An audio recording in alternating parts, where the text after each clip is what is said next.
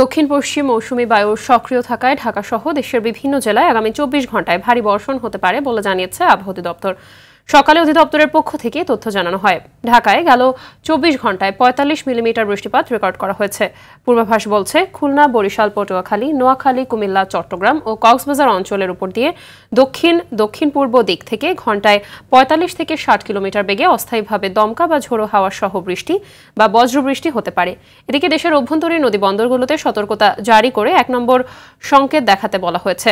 তবে আজ বিকেলের পর বৃষ্টিপাত কিছুটা কম হতে পারে বলে জানান আবহাওয়াবিদ তরিকুল নেওয়াজ কবির।